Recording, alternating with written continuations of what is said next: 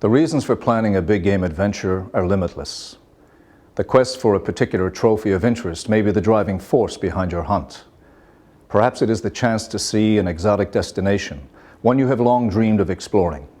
Or maybe it's as simple as spending time in the field with a companion or loved one, making new and soon to be cherished memories. When each of these elements is in play, you have the recipe for the perfect hunting experience. Mike Pfeiffer wears many hats in his everyday life. As the CEO of Ruger Firearms, he oversees the day-to-day operations of one of America's most revered firearms makers. Add to that a deep passion for big game hunting, one that allows Mike a chance to use and test his company's products in game fields around the world. But his most important title is that of Dad to his 3 daughters, all of which have inherited their father's love for adventure. In August, Katie Pfeiffer joined her dad in western Greenland for the hunt of her young lifetime, a combo hunt from muskox and reindeer with Bjorn Bergeson's Icelandic Hunting Club. The muskox is not only an interesting game animal, but also a true conservation success story. Greenland is home to a thriving population of these unique creatures, and both Mike and Katie are hoping to bag one of these shaggy wanderers of the far north. Join us for a unique father-daughter hunting experience in western Greenland as we open the pages of Trigicon's World of Sports Afield.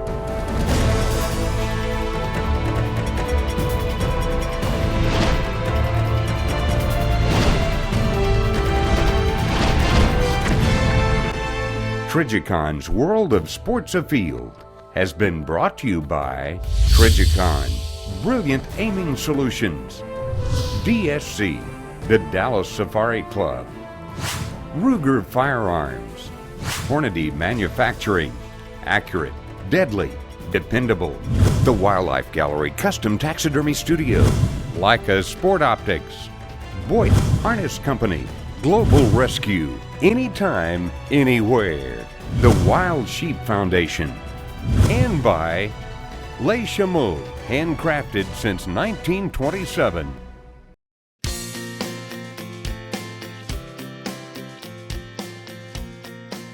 Mike Pfeiffer is well known in the gun and shooting industry as a passionate man who dedicates himself to his life's interest. As a well-traveled big game hunter, Mike often combines business with adventure as he pits his company's products against a wide assortment of big game species under the same field conditions his customers will encounter. Like most big game hunters, Mike enjoys getting off the beaten path and experiencing not only new hunting challenges, but seeing new country and making friends wherever he goes. And few things excite Mike Pfeiffer like the opportunity to put new Ruger rifles through their paces in the field while hunting an exotic location like Greenland. Hey guys, how's the American rifle coming? Very good. We've got pre-production samples coming off the line. We'll have one ready for you for your hunt. We've got the design finalized. We've got the components coming in from the vendor. You can see that we did the changes that we requested, and we are on schedule for production. That's pretty exciting. I hope you guys don't mind me taking the first rifle out on the hunt. No, the accuracy testing's been coming in great, so you should be Good.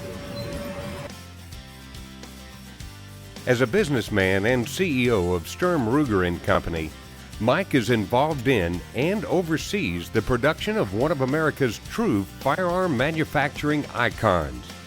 Under his direction, Ruger has continued to grow and thrive, even in what are arguably challenging economic conditions. That's nice. That's fantastic. Thank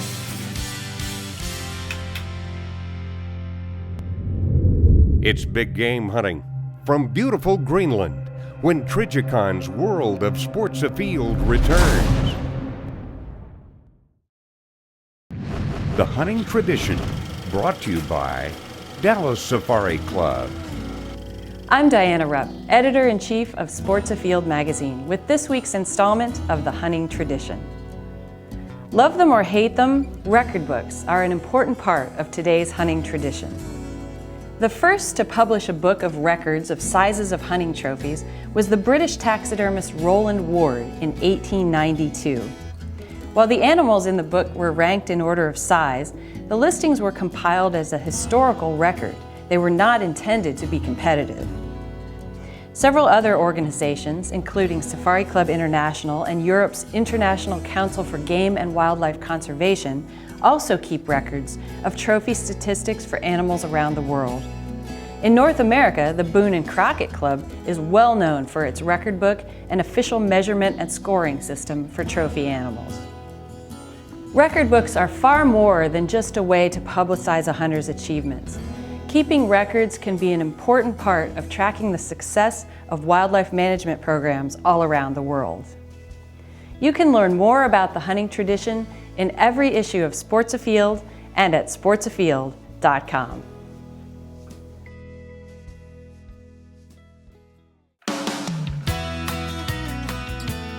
So I wish you and Catherine very welcome to Greenland, and I wonder what you brought for this hunt in case of rifles. Well, we brought two different rifles. The first one is a 30-06. It's our brand new Ruger American rifle. It's a completely new design, the first one from Ruger in about 30 years. And I went ahead and put a Trijicon 3 to 9x40 scope on it. I understand that a lot of our shots on a muskox will probably be under 200 yards, maybe as little as 100 yards. 100 and 150 most likely. Yeah, so this should be plenty for that. But I brought this in the hopes that it would be big enough and to take down a muskox. It looks very neat and light. All right, here in Greenland, sometimes you don't always get a level surface where you can sight in your rifle and lay prone. And one of the techniques I learned at the FTW ranch down in Barksdale, Texas, was to set up a double set of sticks. And it gives you a huge advantage when you need to get elevated but be rock steady. You can just get the gun on there, lean your weight right into it, and that rifle is just super steady. It's as good as being at a bench. It's a great technique to try. Now that we have our weapons sighted in, it's time to go load the boat so we can get ready for the muskox hunt.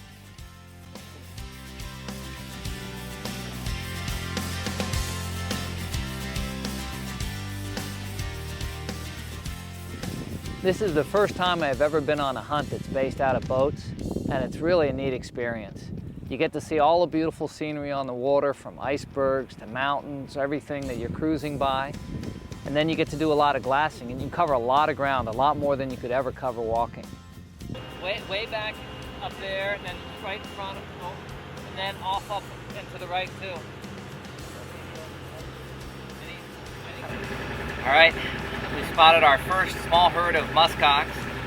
We pulled up close to shore and glassed them, and the guides decided that they weren't the right ones. There was a big cow, they could tell just from the horns, but we're going down the coast to look for some more herds. It's pretty exciting. Muskox hunting involves going along the shore in a boat and glassing, and it's just really cool to see these big, sort of prehistoric looking animals up close and through the binos, and it's just really cool to be out here.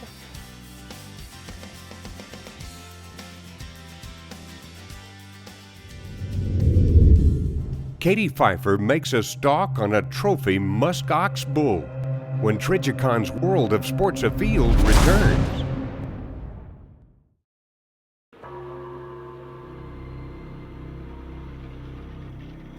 So after glassing for a while, we figured out where we thought the biggest muskox would end up being. And the wind was a little tricky, so we actually had to keep going up the fjord and put a looping stock on the animals. We're climbing up a hill and then kind of looping back on them so that we could sneak up. We just got on the small boat. We're about to go to shore. There's muskox everywhere, and I think we've seen the one that we want to try to track now, so it should be exciting.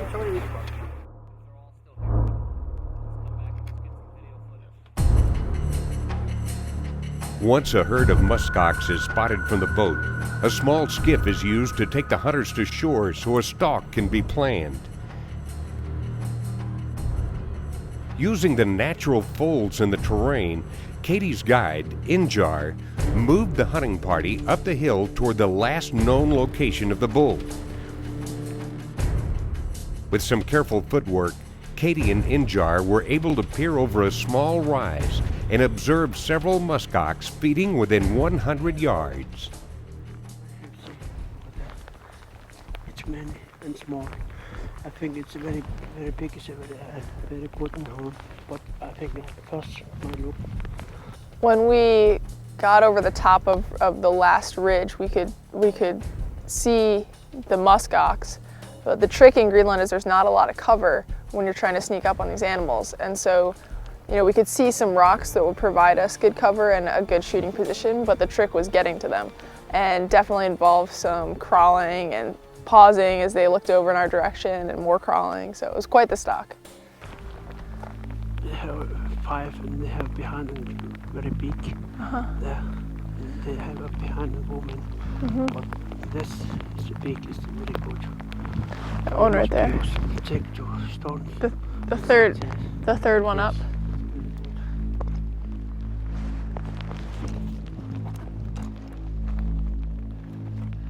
I'm right behind a rock. I actually feel pretty stable, you know, in order to take a shot, and I just want to focus and make sure I take the right shot.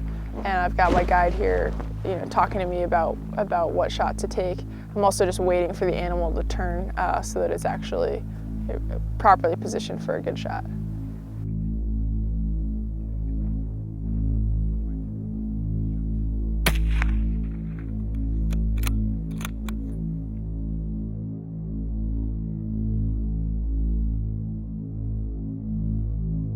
The long hair on a big bull can make shot placement difficult, but Katie put in a perfect hard shot on her bull, which went down within 50 yards. Injar moved Katie up the hill in case a backup shot was necessary, but the great bull was down for good, and Katie got her first close-up look at her hard-earned prize. This muskox is just an incredible animal. It has beautiful long winter hair, more than some of the others in the herd, and beautiful long black tips on the horns, and it's really incredible to, you know, be right next to this animal and be up close to it.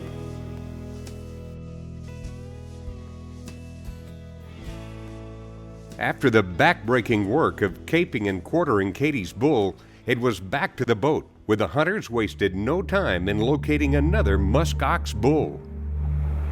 We're going back in at the end of the fjord. Got a little bit more rifle testing to do, and there's good-looking big bull muskox in there. So we're going to try to get another one here. It was now Mike's turn behind the rifle as the team once again ascended the mountain.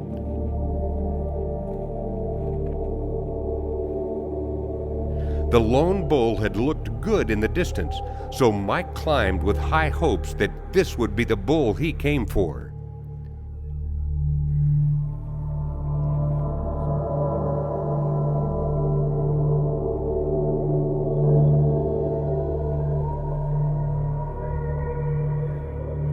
Muskox are difficult animals for the inexperienced hunter to judge, and Mike waited patiently as more experienced eyes studied the bull. The difference in a good bull and a great bull are very subtle. An inch here, a bit of boss there, can greatly affect the score and desirability of the trophy.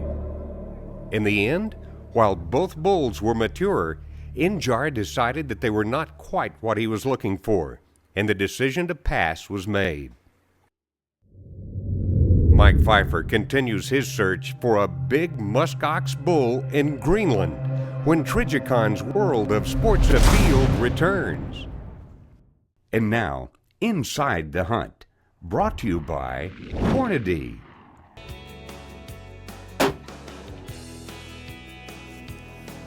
Hi, I'm Mike Pfeiffer, President and CEO of Ruger Firearms, and I'm excited today to tell you about the new Ruger American Rifle. This is a very lightweight, 6¼ pound hunting rifle that we're proud to introduce. It's got a lot of new features and it's a big step forward. Let's start with the bolt.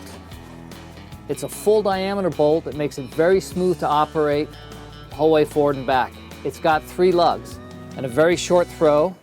The 3 lugs have very positive engagement, and the short throw, only 70 degrees, is actually very easy because of dual cocking cams.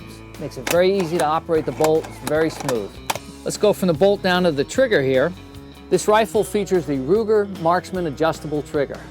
It's adjustable by you, the user, from 3 to 5 pounds with this little set screw in the front here. It's a very short, crisp action, no over travel, and resets quickly. That's got some real advantages when you're in the field. The flush-fitting magazine is a Ruger rotary magazine, and it's got a couple of nice features. In addition to loading up to 4 rounds the traditional way from front to back, you can also, if you're in a hurry, just snap one in. Then we've got the receiver is mounted in integral bedding blocks here. These V-shaped blocks are molded right into the stock when we make it. The bedding system allows the barrel to be free-floated from the receiver forward. Every gun we ship should pass the dollar test. I think you'll be pleased. The way we manufacture the barrel also contributes significantly to accuracy. This is a cold hammer-forged barrel. The rifling is hammered right into it when we manufacture it. We don't come in afterwards and do button or broach rifling. The bedding locks that receiver in and free floats the barrel. The barrel's made of the finest construction. This is one very accurate rifle. You're going to really enjoy using it. I know I have. Earlier, Mike came close to taking a trophy muskox, but the bull turned out to be not quite what the team was looking for. But like any hunt, it was only a matter of time. We're coming into the rocks, and there's a big muskox bull on the other side, down low, so we're downwind, we're gonna climb up over the hill, and oh, this is gonna be exciting getting off these rocks. Holy cow, let's go.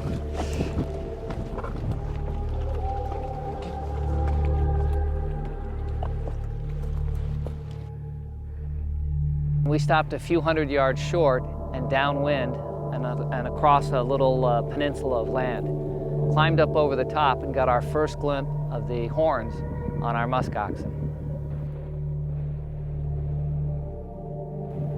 We were peeking over the top of the rocks and we saw the muskox horns, and they started to move. They were moving from our right to our left, so we stayed inland a bit and just paralleled them, keep watching those horns until it was time to go ahead and get in position for a shot. I think we should try to go out on that rock.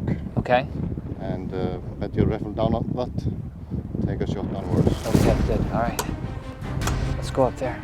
At that point, our muskox actually climbed uphill a little bit and he got a look at us.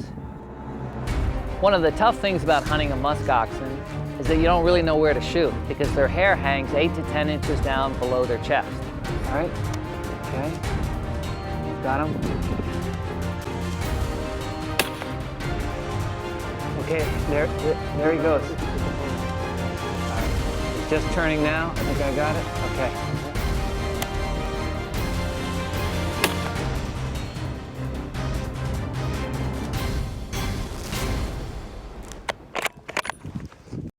Damn. Oh, good.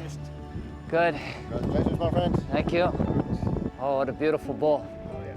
Let's go down and see him. I had just shot the muskox, and it was a sight to behold. It was a beautiful animal. They're really magnificent, and the scenery was incredible. Right beyond him was an iceberg floating in a little harbor, the mountains around us.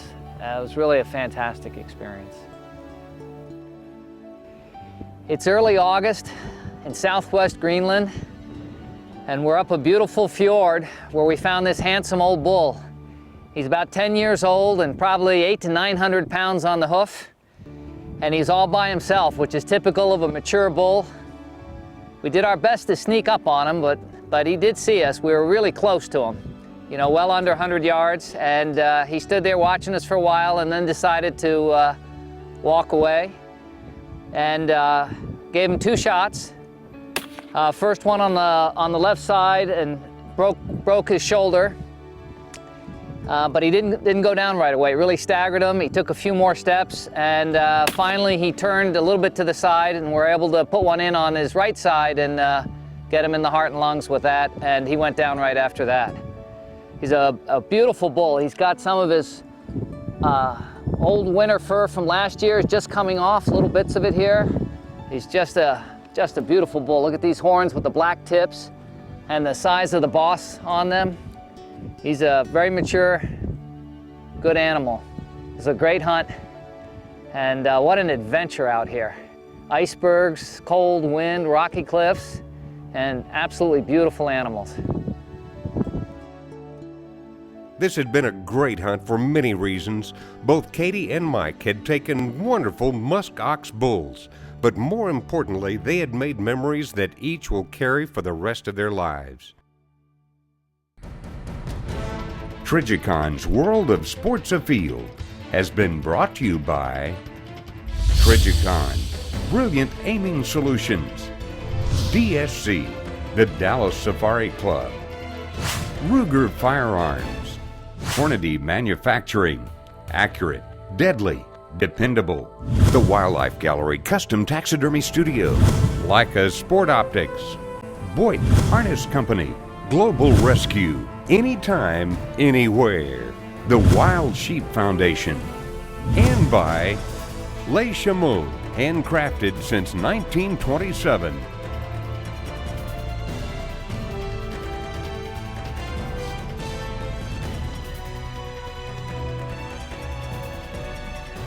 Closed captioning by Les Chameaux, available at orbis.com/Les Chameaux.